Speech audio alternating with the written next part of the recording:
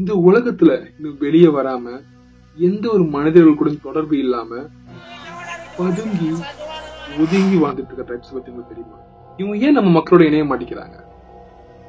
அதே மாதிரி இந்த ட்ரைப்ஸ் பாத்தீங்கன்னா ஒரு காலகட்டத்துல விரட்டி அடிக்கப்பட்டு ஒடுக்கப்பட்டு ஓட வச்சிருக்காங்க. சோ அப்படி ஒரு இனப்படுகொலை பண்ணி அவங்களை விரட்டி அடிச்ச ஒரு ட்ரைப்ஸை பாத்தீங்கன்னா பார்க்க போறோம். இந்த ட்ரைப்ஸோட பேரு மாஸ்கோ ப்ரோ. இவங்களை பத்தின ரகசியம் வெளியே வராத உண்மையெல்லாம் தெரிஞ்சுக்கணுமா? அதுக்கு நம்ம வீடியோக்குள்ள போலாம்.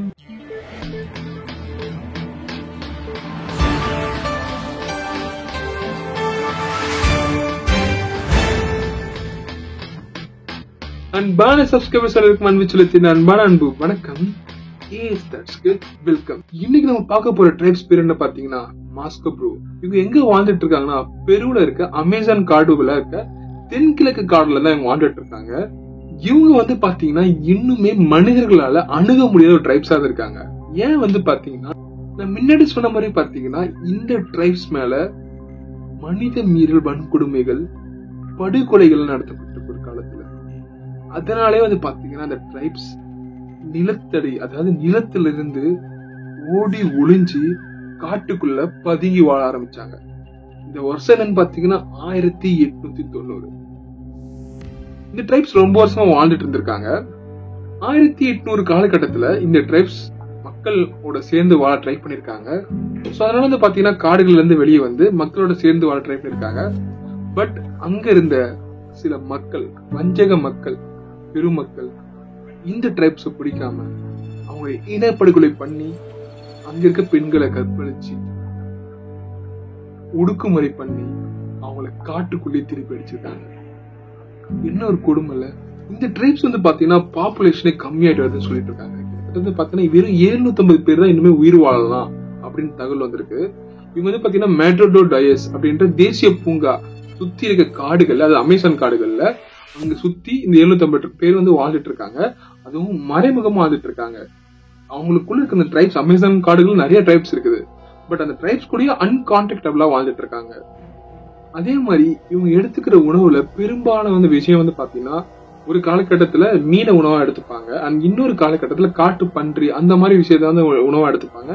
இவங்க மோஸ்ட்லி பாத்தீங்கன்னா நான்வெஜ் தான் விரும்பி சாப்பிடுவாங்கன்னு சொல்லியிருக்காங்க. சோ இவங்களோட வீடுதான் எப்படி கட்டமைச்சிருப்பாங்க பாத்தீங்கன்னா அந்த பனை ஓலை இருக்கு பாத்தீங்களா, அந்த பனை ஓலையை சுத்தி தான் கட்டமைச்சிருப்பாங்க. வறண்ட காலத்துல பாத்தீங்கன்னா, அதாவது மழை பெய்யாத காலத்துல பாத்தீங்கன்னா நதிக்கரையில பாத்தீங்கன்னா வீடெல்லாம் கட்டிட்டு அந்த பனை ஓலை வச்சு வாழ்ந்துட்டு இருப்பாங்க. இதுவே மழை சீசன் ஆரம்பிச்சிச்சுன்னா காட்டுக்குள்ள போய் பதுங்கி வாழ்வாங்க. பட் இங்க என்னோட நோக்கமே பதுங்கி வாழணும்.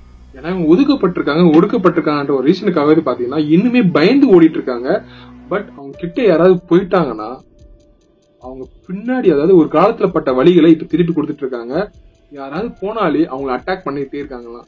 அவங்க ஒரு மனிதன் உள்ள போனாலே அவங்க திரும்பி போக முடியாது. பட் இருந்துமே பாத்தீங்கன்னா அமேசான் காடுகளை இப்போ நிறைய மரங்களை வேட்டையாடுதல் அண்ட் கவர்மெண்ட்டுமே பாத்தீங்கன்னா அங்கீகாரம் கொடுக்குது மரத்தை வெட்டுறதுக்கு அண்ட் சுரங்கம் அமைக்கிறதுக்கு பாத்தீங்கன்னா.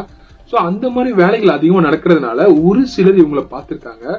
சோ அந்த மாதிரி ஒரு சிலர் பார்த்து அங்க இருக்க ஒரு விவசாயி, அதாவது அந்த ஊர்ல இருக்க ஒரு விவசாயி இந்த ட்ரைப்ஸ் நான் காட்டுறேன்னு சொல்லிட்டு ஒருத்தர் கூட்டு போயிருக்காங்க. அவரோட பேரு ஷோகோ பர்லஸ். சோ அந்த விவசாயி அந்த டூரிஸ்ட் அந்த ரெண்டு பேருமே மாஸ்கோ பீரோ மக்கள் பாத்தீங்கன்னா அந்த ரெண்டு பேருமே அந்த காட்டுல கொண்டிருக்காங்க. சோ இந்த விஷயம் பாத்தீங்கன்னா பெருநாட்டுல ஒரு பெரிய விஷயமா ஆகிட்டு அந்த ட்ரைப்ஸ் எப்படியாவது அரசாங்கம் ஃபுல்லா அழிச்சிடணும் அப்படின்னு சொல்லிட்டு மக்கள் போராடினாங்க. அதாவது சுத்தி இருக்க கிராம மக்கள்.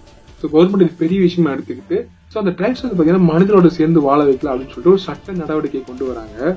சோ ஆனா பழங்குடி பாதுகாப்பு அமைப்பு என்ன பண்றது பாத்தீங்கன்னா, சோ இவங்களே நீங்க அப்படிலாம் மனிதரோட வாழ வைக்க முடியாது, அவங்க தனிமையா தான் இருக்க முடியும் அப்படின்னு சொல்லிட்டு அவங்களோட விருப்பத்தை விட்டுருங்க. அவங்க கிட்ட யாருமே நீங்க போவாதீங்க, சோ நீங்க போனாதான் அவங்க டிஸ்டர்ப் பண்ணுவாங்க, அவங்க கிட்ட யாருமே போவாதீங்கன்னு சொல்லிட்டு இன்னுமே அந்த மக்களை பழங்குடியினர் பாதுகாப்பு அமைப்பு பாத்தீங்கன்னா பாதுகாத்துட்டு வராங்க. சமீபத்துல பாத்தீங்கன்னா 2024 ஒரு நதிக்கரை ஓரம் எல்லாம் பாத்தீங்கன்னா இவங்க இருக்கிற ஃபுட்டேஜ் எல்லாம் ரிலீஸ் ஆயிருக்கு. அந்த ஃபுட்டேஜ் பாருங்க.